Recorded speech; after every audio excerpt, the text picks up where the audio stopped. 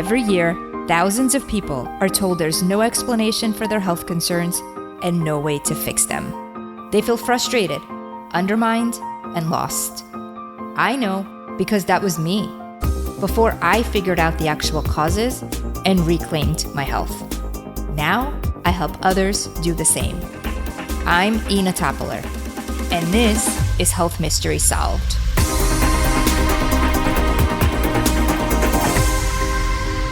Hello, and thank you so much for tuning in to this episode of Health Mystery Solved.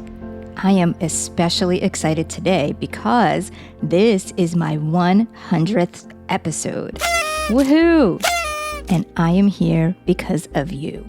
Thank you for being a listener and helping to make Health Mystery Solved such a success. I also really appreciate all of your emails and Instagram messages with your kind words about how much this information is helping you. It warms my heart. So truly, thank you.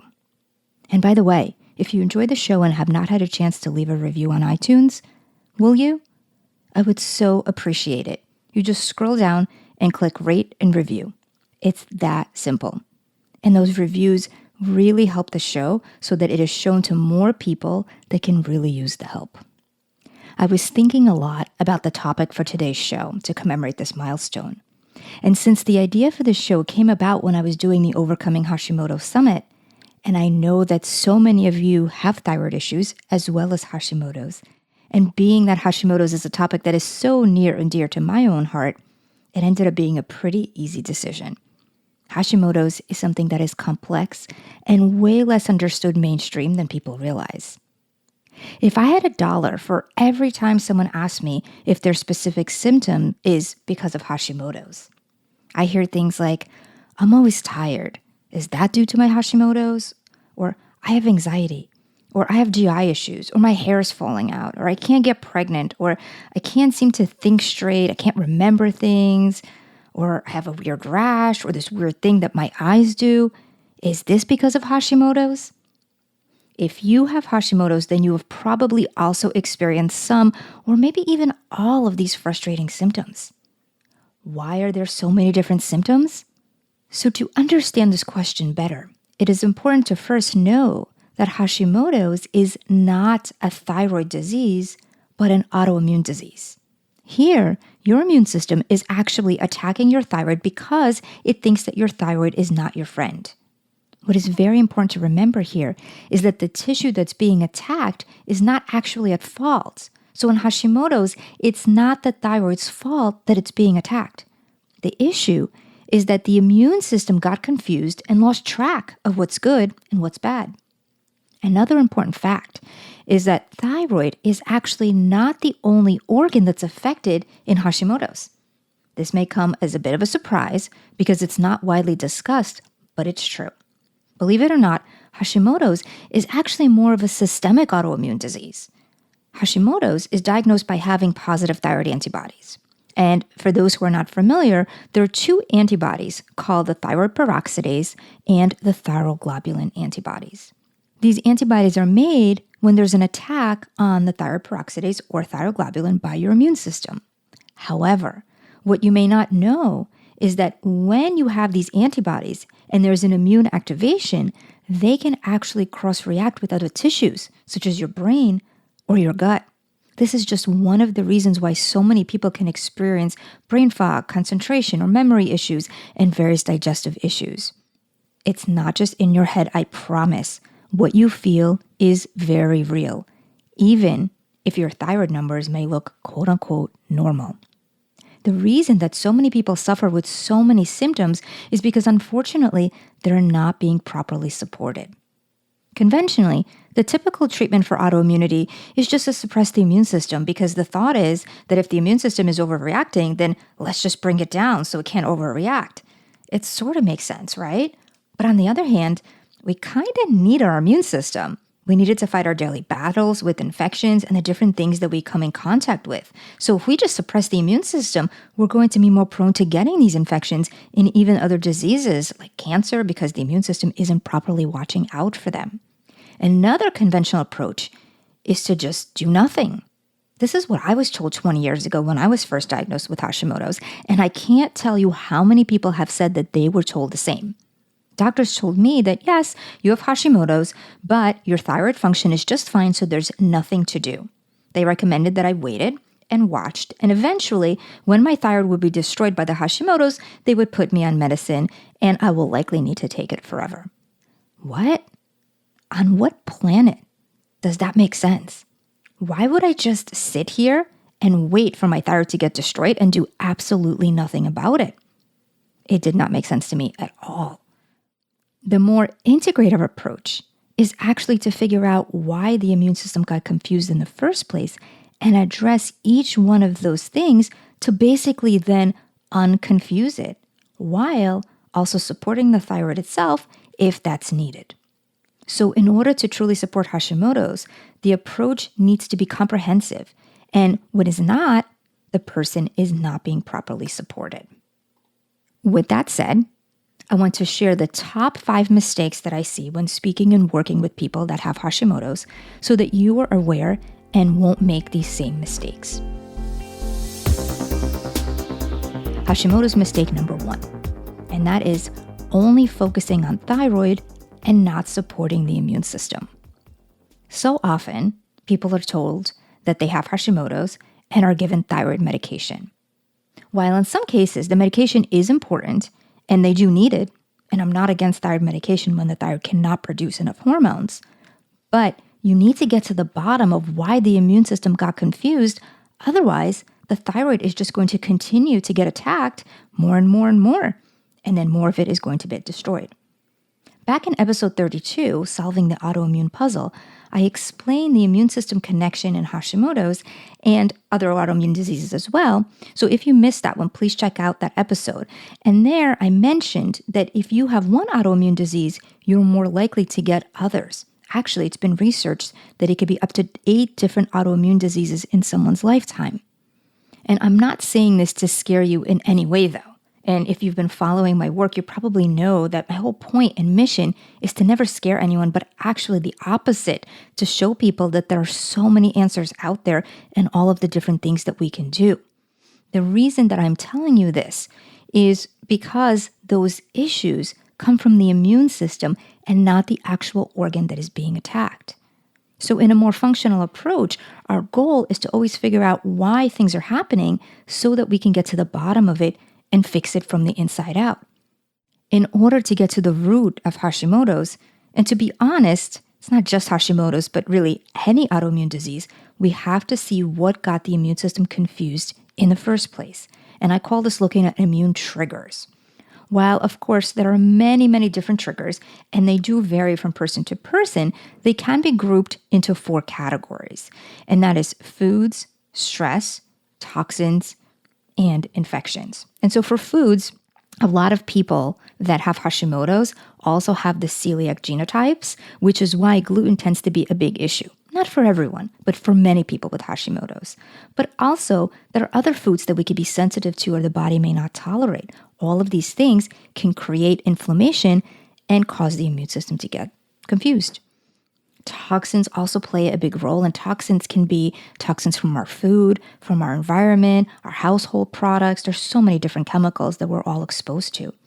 And infections can be things like hidden viruses. It could be gut infections like Candida, H. pylori, hidden parasites. All of these things can confuse the immune system. And then, of course, there's stress.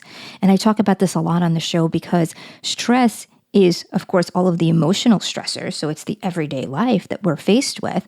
And with that, it's not just the stress itself, but it's how we perceive that stress and what we do about it and how we manage it. But also stress can be physical.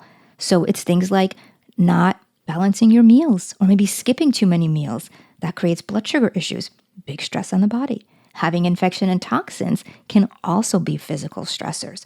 So all of these things are things that you want to look at to see where your triggers are. And it is important to know that they're different for different people, but also they could be different in different times of your life. So it's really good to keep an eye on it and not to think, oh, I took care of this 5 years ago, so that can't be it or nothing else can happen, right? We can get these triggers at different times in our life. I can't tell you how many times clients, and also those that I speak to both on the show and on Instagram, and people that message me tell me that their doctor told them that they have antibodies, but those antibodies don't do anything, or they just sit there, or there's nothing that can be done for the antibodies and they just need to take medication. This is not true. Looking at these triggers can really have a profound effect. And I will also be providing you many more resources and details on these triggers and how to get to the bottom of them in the coming shows and other resources, so definitely stay tuned. Now on to Hashimoto's mistake number 2, supporting the immune system, but not properly supporting the thyroid. There are some people that understand triggers, which is great, and they start working on them in hopes of fixing their thyroid. This does work, however, if the thyroid is already hypo or slow and the body is in need of thyroid hormone, it is very important to give the body what it needs. Thyroid hormone is needed for all of the cells in the body, so replacing it is necessary if the body needs it.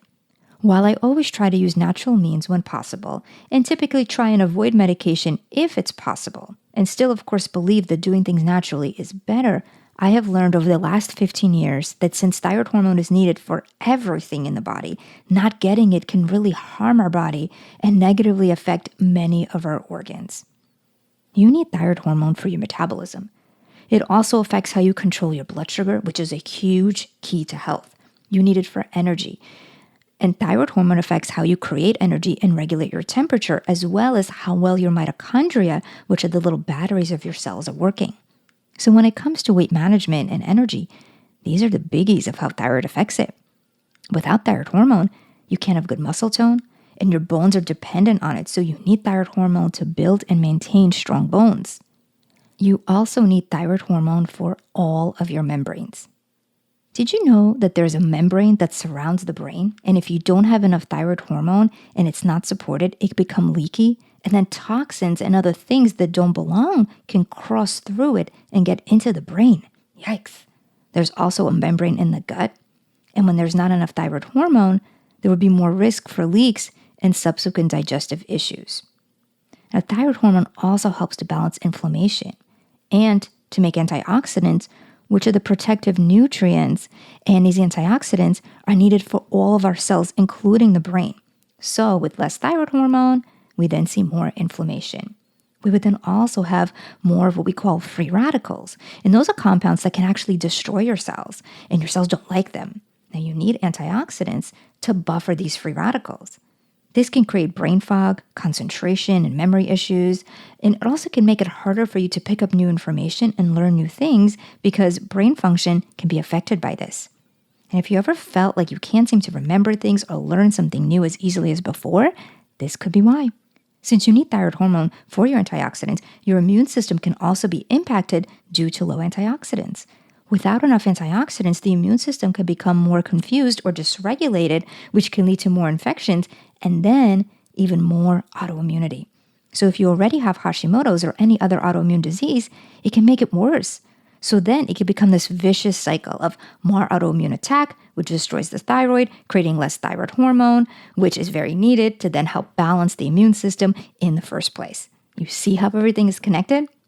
It's important to know the thyroid does not work alone, but it works in tandem with many other organs, so that if the thyroid is off, those organs can be off too, and vice versa. And that is why you may be experiencing so many different symptoms when your thyroid is off. Many people don't realize how many things are just so intricately connected to your thyroid. So please be sure that you check your thyroid and do a full thyroid panel. And I created a great resource for you called Why is Your Doctor Missing Your Thyroid Issue?, which explains how the thyroid really works and not just what, but also why you need all of these thyroid markers. I will link to this free resource in the show notes, so you can either scroll down right in your podcast app where you're listening right now, or you can go to healthmysterysolved.com and click on episode 100. Now, while there are natural ways to support thyroid hormone, if you are truly hypo or slow, you may be doing more harm than good by not taking the necessary hormones that your body really needs.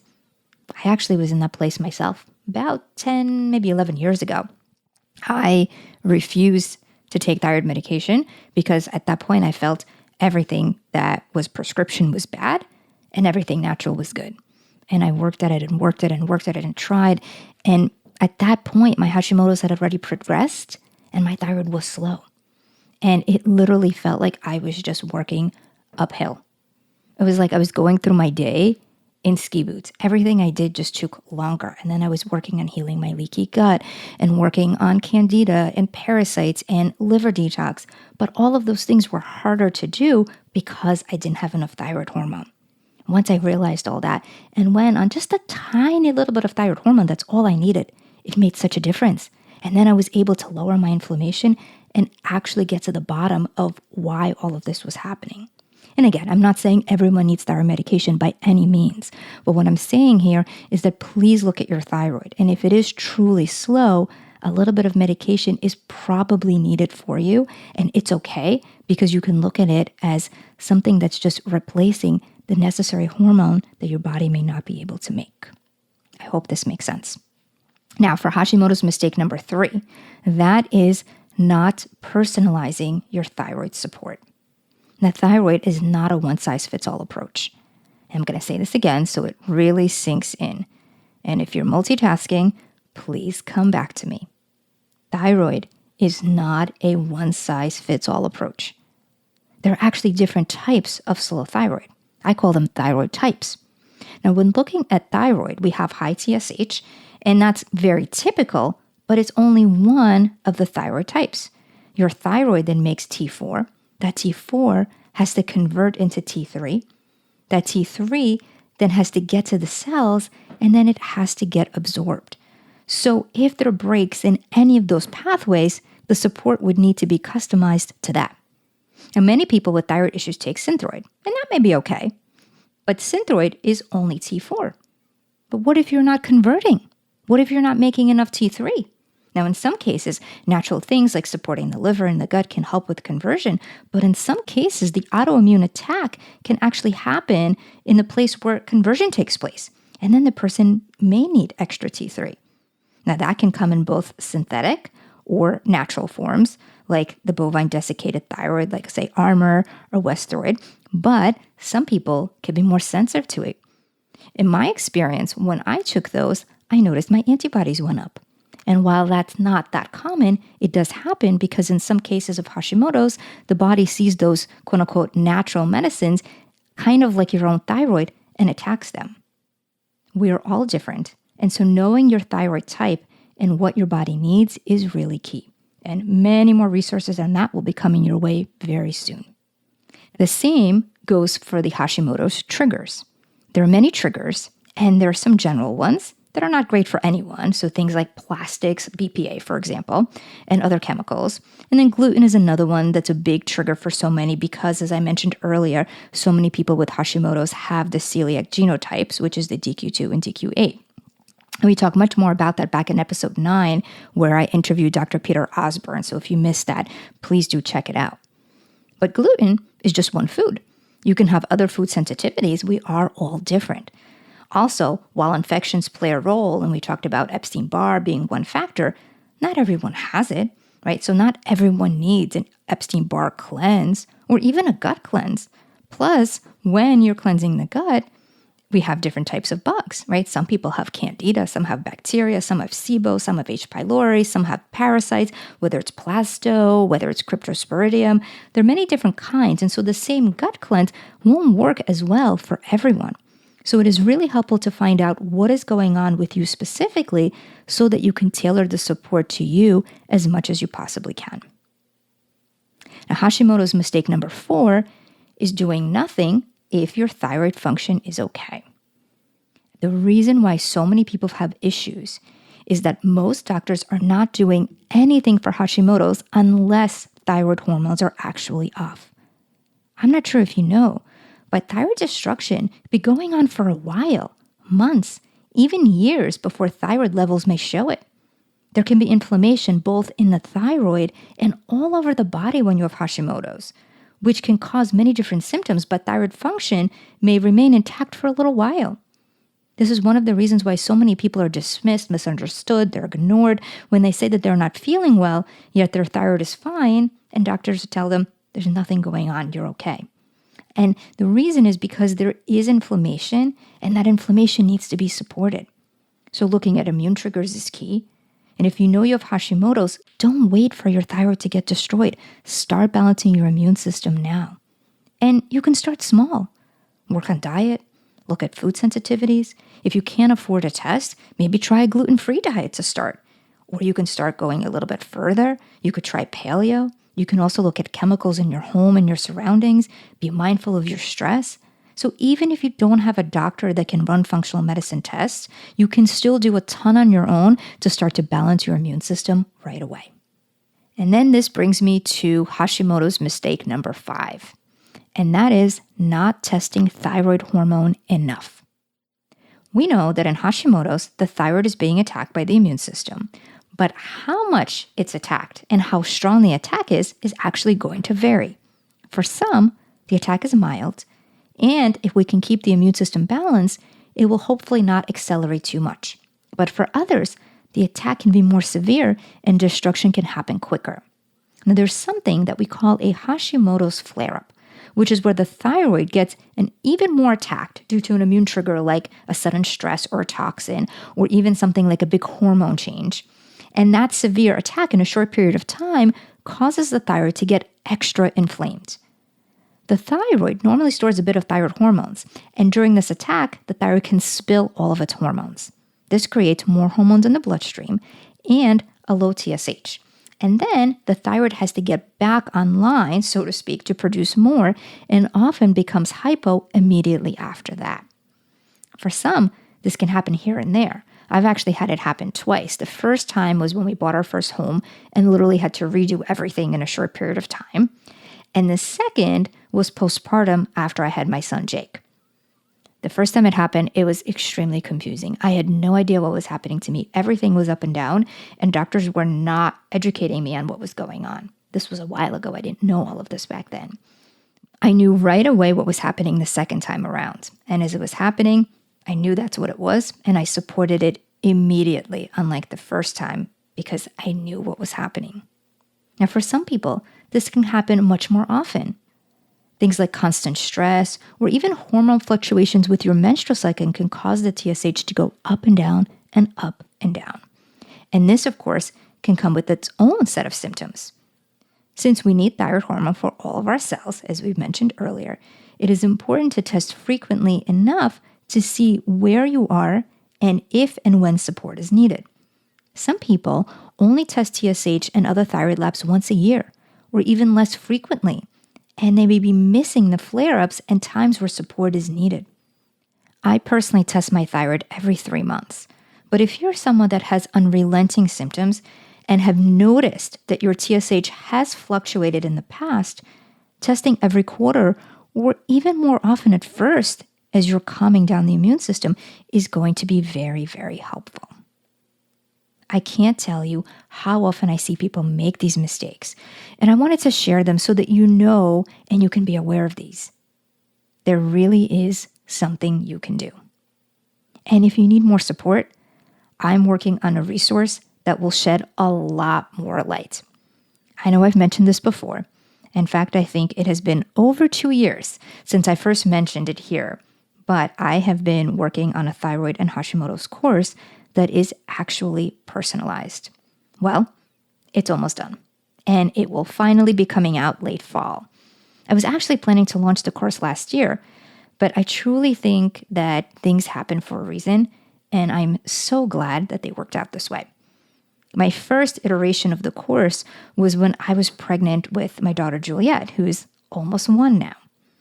At that point, I was not able to take on new patients because my waiting list was so long, but I knew that people needed help with Hashimoto's and hypothyroidism. So I put the course together, but then I decided to wait a little bit before offering it because I was so close to giving birth to Juliet, and I wanted to be sure that I will be available to all of my students. Well, I am so glad I waited because as I was awake each night feeding the baby after she was born, I was thinking about what people really needed. I knew what I could do in my practice and how specific I can get. I also knew that thyroid is not a one-size-fits-all approach, and I thought about all the different situations that people can be in, and I knew that there's so much more that I could teach and so much more that can be customized. For those that know me, you probably know that I am a bit of a perfectionist. Okay, I'm a lot of a perfectionist. And so I went to work adding more and more to the course. I wanted to make sure that I addressed it from every angle and made it specific to as many individuals as possible so it's really personalized. I added more and more and more to where now it is truly comprehensive and walks people through all of this step by step by step. I'm really satisfied with it, and that is a lot for me to say, especially about myself. In all seriousness, though, I am so excited about this course because I've truly poured my heart and soul into it and spent the last 2 years perfecting it. I will tell you much more as we get closer, but just wanted to let you know that it's coming. I promise it's coming soon. And I want to thank you again for tuning in today and for being a loyal listener of the show. As always, when it comes to your health issues, whether it's Hashimoto's or another health issue, please don't give up. The answers are out there, and I'm here to try and provide as much information as I can. There really is hope. I'm Ina Topoler. Thank you so much for joining me, and I will see you on the next episode of Health Mysteries Solved. All information, content, and material on this podcast is for informational purposes only and is not intended to serve as a substitute for the consultation, diagnosis, and/or medical treatment of